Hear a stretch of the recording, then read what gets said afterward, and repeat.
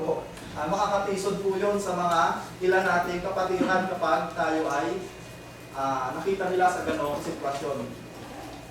At sa Joshua chapter 22 verse 5, ingatan lamang ninyong mainam na gawin ang utos at ang kautusan na iniutos sa inyo ni Moses na lingkod ng Panginoon, na ibigin ng Panginoon ninyong Diyos at lumakad sa lahat niyang mga daan, at ingatan ang kanyang mga utos at lumakip sa kanya, maglingkod sa kanya ng buo ninyong puso at buo ninyong kaluluwa. Ayan, nagbigay po tayo ng ilang halimbawa tungkol dun sa mga naging matigas yung puso na sinadya ng Panginoon para maipalagaan at maipakita yung kanyang kapangyarihan. At dito naman po sa New Testament, meron ditong taga-usig ang ating Panginoong Jesucristo, ngunit kanyang ginamit sa pagpapalagaan ng mga salita. Si Apostle Paul, o yung tinatawag na si Saulo ng Taurus. Sa Acts chapter 8, mababasa po natin yan kung paano na ginamit ng Diyos, kung ano yung paraan na kanyang ginawa para ito si Apostol Pablo mula doon sa pagiging taga-usig ay naging tagapagdala, tagapagsulat ng banal na masulatan, tagahayag. At yan yung tagpo na naririnig ni Apostol Pablo na sinasabi ng Diyos, sino ka at bakit mo ako inuusig? Na nagkandara pa ito si Apostol Pablo dahil dun sa liwanag, no, na ginamit ng Diyos yung kanyang kapangyarihan. Sa James chapter 1 verse 22, datapwat maging tagatupad kayo ng salita at huwag tagapakinig lamang. Ito po yung binabanggit ko kanina. Na inyong dinadaya ang inyong sarili. Makarinig tayo ng salita ng Diyos. Huwag naman po sana natin palabasin doon sa kabilang tenga. Narinig ng isang tenga, pinapalabas sa kabilang tenga. Maging isang magandang modelo po ba tayo doon sa iba? Dahil yung paglago po ng ating pananambahan ay doon po sa pagsunod doon sa pag-apply sa salita ng Diyos sa ating mga sarili. Kasi doon po nakita yung pagbabago o yung pag-usbong ng ating pananampalataya. Datapwat sinabi niya, oo, bagkus na lalong mapapalad ang nangakinig ng salita ng Diyos at ito'y ginaganap. But he said, ye rather blessed are they that hear the word of God and keep it, or obey the word of God. Sa John 14 verse 23, sumagot si Jesus at sinabi sa kanya, kung ang sinuman ay umiibig sa akin, ay kanyang tutuparin ang aking salita, at siya iibigin ng aking Ama, at kami pasasa kanya, at siya igagawin naming tahanan. Ilang verse na lang po ito, para matapos po tayo. At ginamit ng Panginoon si Pablo dahil siya ay may karanasan ng pagbabago, tapang, kahinaan na napuno ng biyaya, kakayahang magsalita at magsulat, at halimbawa ng inspirasyon. Sa pamamagitan niya, kumalat ang salita ng Diyos sa maraming bansa at tao. Sa kabila ng panganib, si Pablo ay matapang sa kanyang misyon, nag-lakbay siya sa iba't ibang lugar, nagbahagi ng ebanghelyo at nagtayo ng mga sintahan.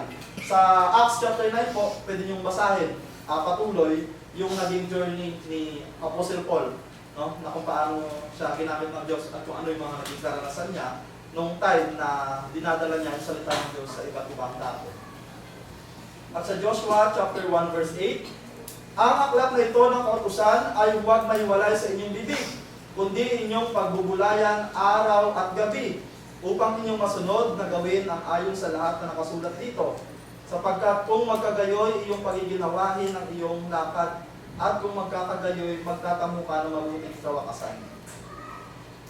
In reality po, minsan, kailangan nating dumaan dun sa mga struggles, dun sa mga iba't ibang sitwasyon na susubukin yung ating pananampalataya, yung ating kakayanan na dapat natin maranasan yung bagay ngayon para ma-realize natin na mali.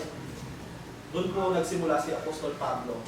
Ngayon, kung tayo po ay nasa sitwasyon na nangihina tayo sa tuwing tayo dumadaan sa iba't ibang struggles, lagi po natin isipin na bukod sa ating mga mahal sa buhay, meron tayong Diyos na inaasahan. Pwede tayong manalangin, pwede tayong humingi ng lakas ng loob sa Diyos. Ano po? Yun po yung lagi nating isipin. Sa Psalm chapter 143 verse 10, Teach me to do your will, for you are my God. May your good spirit lead me on level ground. And sa Psalms chapter 81 verse 11, teach me your way, Lord, that I may rely on your faithfulness. Give me an undivided heart, that I may fear your name. So 1 Samuel chapter 12 verse 24, but be sure to fear the Lord and faithfully serve Him. Think of all the wonderful things He has done for you.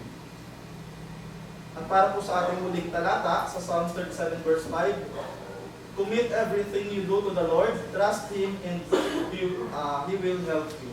Ayan, at sana po doon sa maikling sermon na ating ibinahagi sa umaga nito, ay magkaroon tayo ng munting kaalaman na maging masunurin tayo kung ano man yung ninanais ng Panginoon para sa bawat isa sa atin.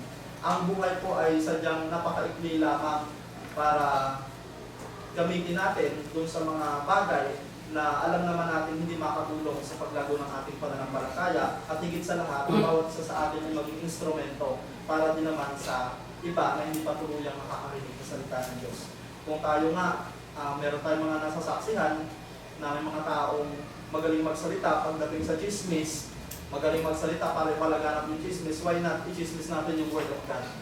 Para lahat po ay magkaroon ng pag-asa dun sa tinatawag natin na buhay na walang hanggan, na yun yung kaligtasan. God blesses us to be a blessing to others. At yun lamang po sa umagang ito, at maraming salamat po sa inyong pakikinig.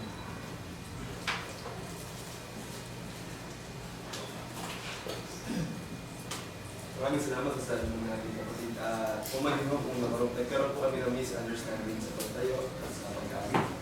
Pero sa oras po na ito ay atin na pong nasagawa ang pagpugal-pugal sa tinapay at pag-inom sa saro. Muli tayo yung mawit sa page 296 po. Page 296.